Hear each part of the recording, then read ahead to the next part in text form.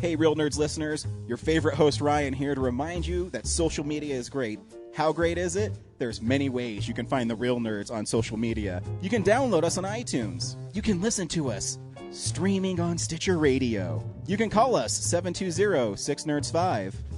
Aw man, our website is so cool. You can visit our website, realnerdspodcast.com. You want to leave some fan mail? Oh, that's so easy, realnerds@gmail.com. Twitter, we got it, @real_nerds. You can even like us on Facebook. Thank you so much, and hey, enjoy the show.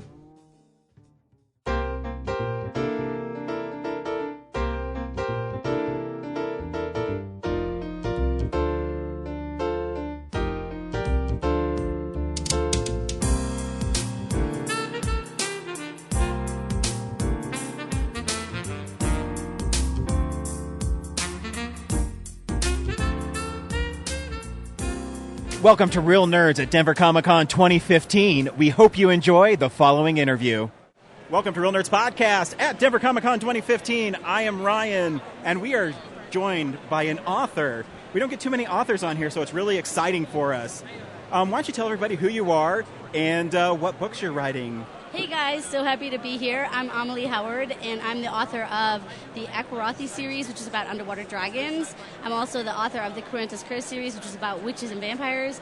I'm also the author of the Almost Girl series, which is about a girl super soldier from a parallel universe. And lastly, Alpha Goddess, which was an Indie Next pick last year. That's about a reincarnated Indian goddess. So you're a very prolific writer then. Well, I hope to be. You know. I write a draft pretty quickly, so I try to keep myself busy and try to pump out books at a good rate because I know that's what the kids want. So what is your process then for writing books? Because we have an English major in our booth and he doesn't write at all, and we have a website. So how do you go from, I talk with my hands, how do you go from conception to a draft to a finished product, and how do you get there, I guess, is my question. That's a great idea. I mean, sometimes you'll have an idea. It might come up, like, sitting in a Starbucks or literally walking around Denver Comic-Con. You see somebody who's dressed up in cosplay, and you're like, wow, that could be a great villain. And suddenly you have a villain. And then an idea might come up, and what I do is I usually write it down. Or if I dream about something, and I write it down, then I write, like, just a sketch of where I think the outline's going to go. If it has legs, then it goes from, 3 to 4 pages to, a 300-page book. So, yeah, I mean, it's definitely a process, and some of them don't turn out to be books just because they may not work, or you might get to a point where you're just blocked. But, yeah, I mean, that's pretty much how I do it. Do you come up with the ending first, or is it the whole story comes to you at once? For me, it's more about the ending. I have to get there. I'm kind of like what they call a pantser, so I write by the seat of my pants. So I go where the characters take me. And sometimes if I have an outline and they don't want to go there, I just have to kind of do what they want. And so then how do you keep those from going on too long? One of my favorite things to say is Stephen King's a good writer, except when he writes 1,000-page books. Oh, yeah. The tomes. Yes. So how do you keep the books... Gosh, see, again, talk with my hands. Stop trying to knock over your mic. I know. Keep the books concise and fun without going on too long if you don't know where you're going right away. Right. Well, there's general guidelines. I tend to write chapter to chapter. Okay. So, I mean, the general guideline for a young adult novel, fiction novel, is 80 to 100,000 words. So I think, I'm really meticulous at sticking to where I think, a certain point, say if it's 50,000 word mark, where your mid, arc should be, and then, or at the 75,000 word mark where you should start winding down, or actually go up to your, finale and then start winding down. So I have a good idea of where I should be from a page number perspective. So how do underwater dragons work? Underwater dragons are awesome. So basically I've always loved dragons and reading about them and, watching any kind of movie about them. I mean, I read Aragon and watched it. Of course. Of course. And I wanted to do something different. It was my take on mermaids. And, the Loch Ness monsters, everybody thinks it's this big, ugly thing, and I wanted to make it beautiful and have these, this alien race that came to live on the Earth because their own planet got destroyed. And so they've been living in the Earth's oceans for millennia, just hiding. James Cameron the Mariana Trench where he, took the submarine down. Yeah. Basically, we don't even know what lives down there. So I was like, it was all of a bunch of what-if scenarios. What if this alien race lived in our oceans? We didn't know about them. They shifted into human forms, but in their natural habitat, they were these dragon-looking sea monster-type creatures. Very cool. So, also, too, why do you think YA books are not only popular with young adults, but also adults like me and things like that? What do you think the appeal of those books are? I think YA fiction, appeals to us because for grown-ups especially, because we've already sort of gone through that. It's kind of like a way for me personally to reinvent myself. I go back, see if I'd make different choices. I also like reading about first times, like, the discovery of, like, finding out who you are, when you're a teenager, you really don't know who you are, and it's nice to kind of revisit that, see, would you make the same choices? I do like reading adult fiction as well, but I think that's one of the compelling things about young adult fiction. And do you think YA works so well, too, because you just talked about how short chapters are, so people can get invested in the characters a lot quicker than, a really long book that has drawn out characters? There are some books that are super long as well. I think it's just a range, depending on the story. But yeah, I think what I've seen in YA fiction is that the action starts right away. There's less build-up. You're just thrown into it. Pretty much like a teen's life, I guess. You're like floundering. Oh my God, what's happening? So do you adhere to the classic rules of vampires and werewolves, or do they sparkle?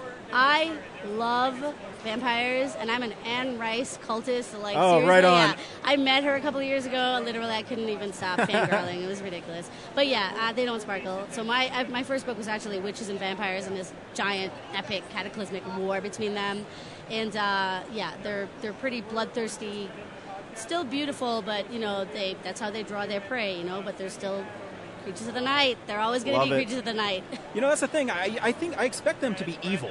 You know what I mean? I don't like good vampires. Yeah. I don't know. That's not me. Yeah.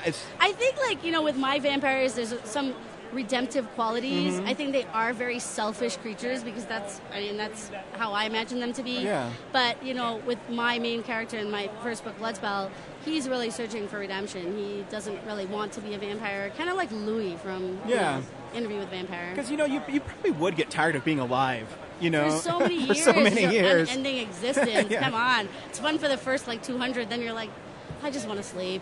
But then you get great vampires like Lestat, and who just loves being bad. Yeah, exactly, and he does it so well. He does. Oh. Did you love Tom Cruise in Interview with a Vampire? I did love him, but I liked Stuart Townsend, how he did in Queen of the Damned. Yeah. He just rocked that. He was just awesome as Lestat. Yeah, they play a little more sexy. Yeah, and he was like the rocker, and he did the music. Yeah, no. Okay, enough about other people's work. Let's talk about yours. So, what is your favorite book that you've written that people should be able to get right now? Can we get them on Amazon and the Kindle store and all that jazz? Asking me what my favorite book is like asking me who my favorite child is. That's Come on. Okay, they will get offended. Okay, what's a great starting point for someone to pick up some of your work then? It just depends what you like, right? Okay. Science fiction, The Almost Girl is about a girl super soldier from a parallel universe. So if you like Terminator, that's kind of like her world is basically just this completely burnt out post-apocalyptic type world. If you like fantasy, that's, and dragons or sea monsters, that's the Aquarathi series.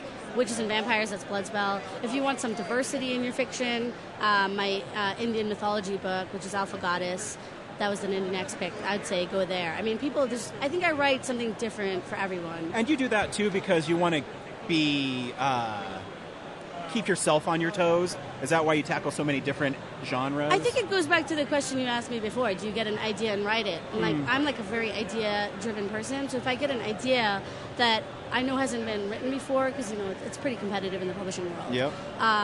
That's when I go for it. So I didn't say the Indian mythology one. I didn't say, oh, this is diverse fiction. Let me write that. That's my background.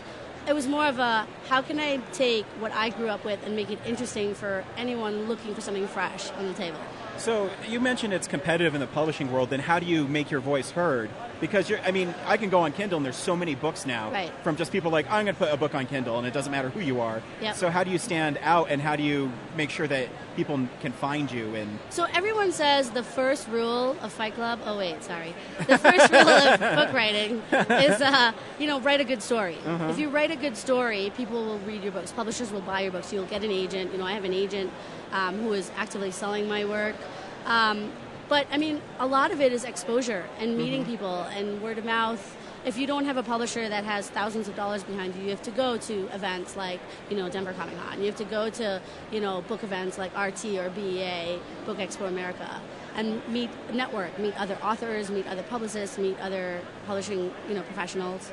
What advice would you give to any aspiring authors then trying to publish besides grassroots marketing, writing a book and stuff? The best advice that I would give is is some that I was given, which is never give up. This is a really hard business where you feel like if you completed a book, it's a great achievement, but people give up because there's so many no's.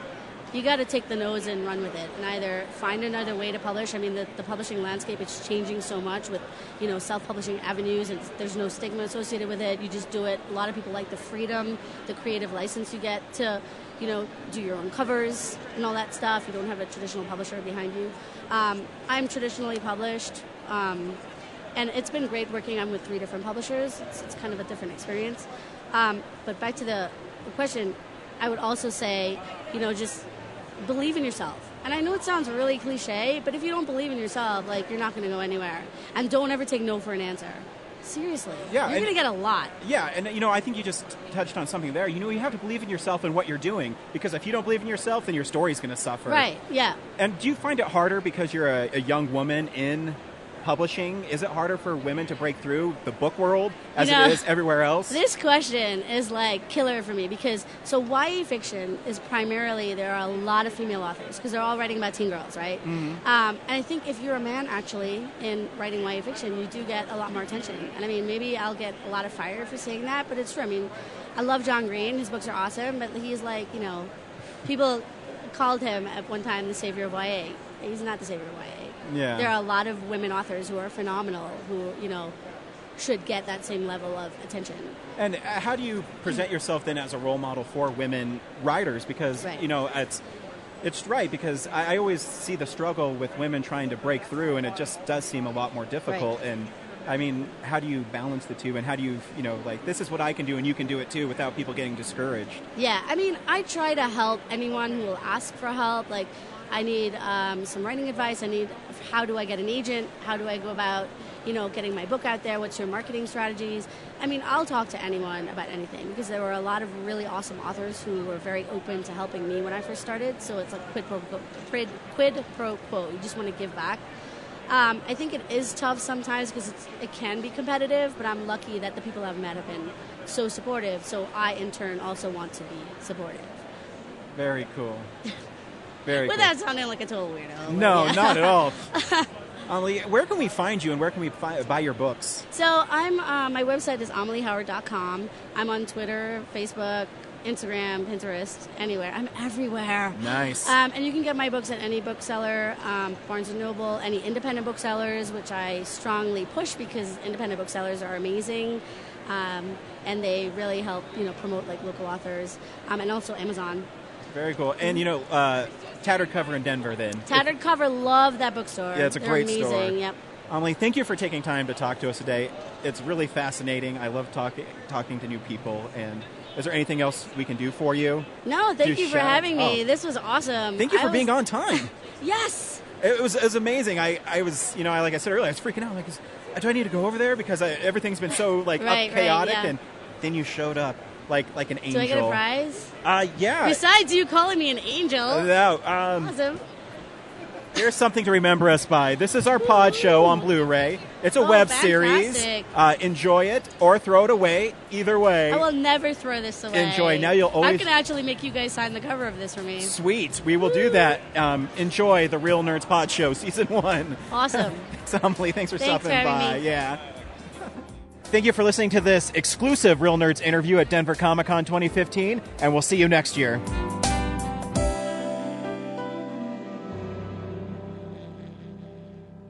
Visit our website, realnerdspodcast.com. You can tweet us at real_nerds. You can email us even, realnerds@gmail.com. Like us on Facebook. Hey, stream us on Stitcher. You want to call us? 720-6nerds5. And download us on iTunes. Just search Real Nerds. Thank you, Joe Kempter, for the wonderful voiceover, and also Spark Mandrill for the wonderful late-night jazz smooth sounds of movies. You can find him on SoundCloud. This has been a Nebulous Visions production.